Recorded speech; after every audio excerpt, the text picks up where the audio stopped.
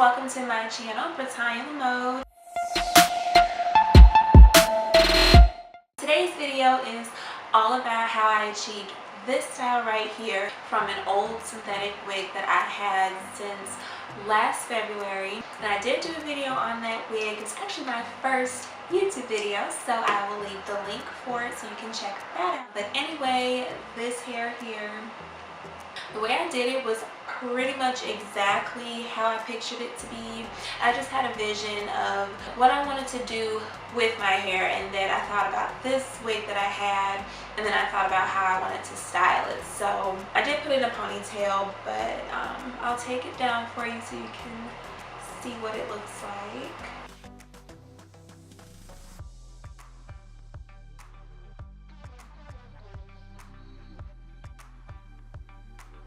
The way to get the curls back is just to kind of fluff it up like this. And yeah, this is how it turned out. Parts of it was a real struggle, which you will see, but with a little manipulation, creative mind, some patience, I was able to pull it off, I think. You can also do it on the side.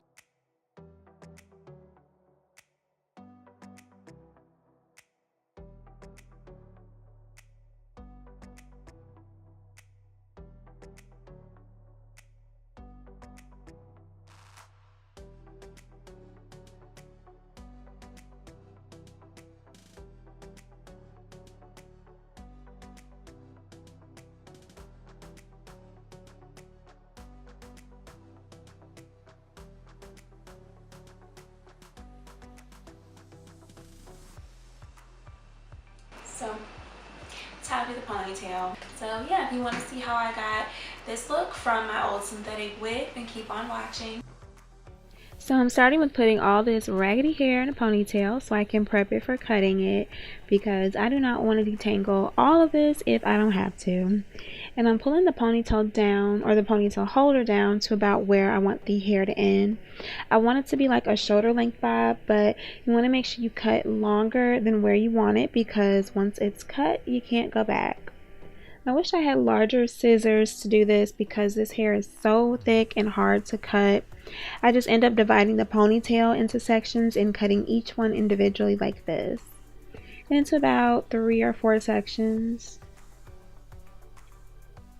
Okay, now it's cut and it looks terrible, but we're gonna fix it.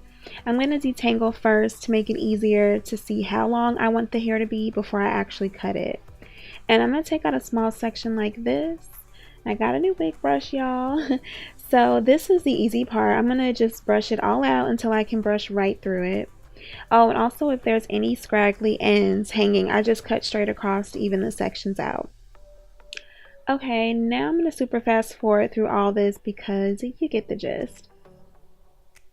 So this is half of it brushed out. Still a little tangly, but this hair is not new. It's still so full and soft. So I'm going to brush out the other side and be right back. And this is all the hair brushed out. So now it's time to shape. Welcome to my station. Obviously I want the hair to be shorter. So basically I'm just cutting straight across. So nothing fancy. I'm just doing a blunt cut. And I know I need to get a wig stand because it was so hard trying to keep this head still. But anyway, making sure to carry some of pieces of hair that I already cut to match it up with the new pieces so they can be even. But once I go towards the back, I do go up a little and cut it a tad shorter so it looks like a bob. I hate that my arm is blocking the view. Sorry guys, but I just explained it, so I hope that kind of makes sense. Now, I did not expect this hair to flip up like this after cutting it. I guess maybe because I cut it really short. I don't know why it's doing that, but that kind of made it more difficult to stay even. But now when I'm on this side, I want to make sure it's the same length as the first side I cut. It's a little bit longer, so I'm just going to keep cutting until it's all the way even and to my liking.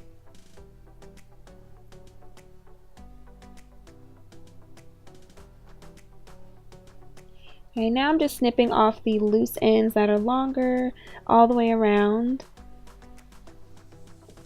And here is what it is looking like. I'm looking like Peggy Sue right now. So let's get her together. And here's the back. It's not super perfect, but I only cut hair like 3 times, so I think it's decent. I'm using this razor comb to cut off these baby hairs and sideburns because I want them to be thinner. I think styling baby hairs may start to fade out eventually, at least not doing so much on units. Less is more. And if you remember or watched my other videos, you remember me talking about my Elvis sideburns. So it is time to shave those off again for this style. Okay, this is what not to do. I completely, without realizing what I was doing, shaved off the entire front portion of this hair. Bruh.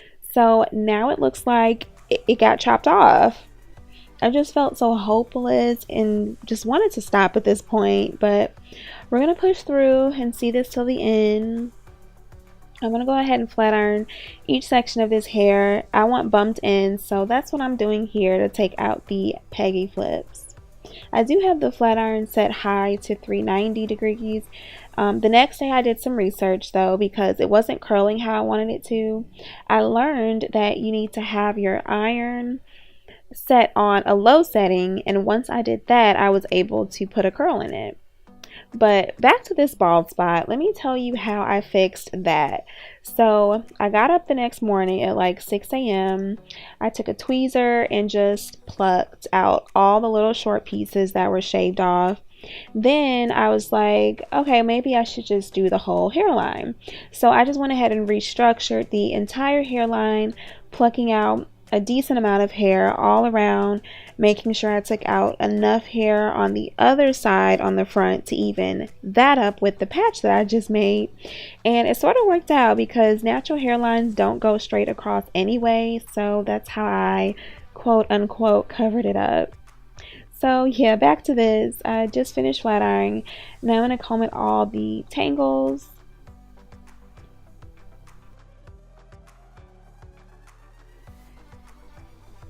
And I also did use my curling iron to create some curls just in random spots. I didn't want the hair to be curled per se, more so just have some volume and not be bone straight.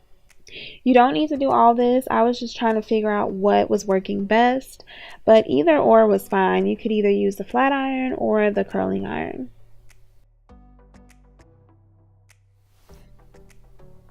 Now back to this razor, and I know how to use it now. I learned my lesson. I just need to add some layers in this hair after cutting it so it wouldn't be all the same length. So I'm just doing that all around to the top section of the hair.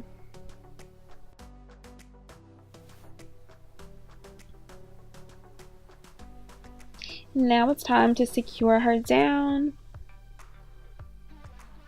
And as you can see, I have on a black cap.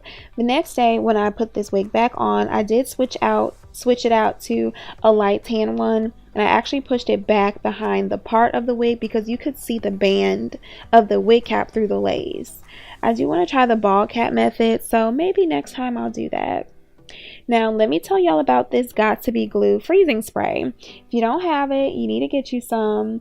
It's quick in the morning because it dries super quick. It holds, like your wig will not move, I'm telling you. And all you got to do is spray and not worry about your hands getting dirty. So I spray the top of the wig, press it down firmly and pull it to where I want it to go. And then I just blow dry it for like 10 to 15 seconds. And I go all the way around the whole hairline. It was burning too. I started using the end of my comb to press down because my fingers started getting sticky from touching the glue. Then after that, you can touch up, with some baby hairs. I went ahead and did it already. I didn't show it because I didn't like how they looked once I sprayed them with the glue. So I just redid it the next day after rinsing the glue off.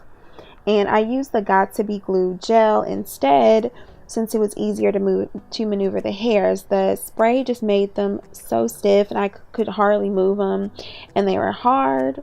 But this is what it looked like after. So this was the next day after tweezing and plucking.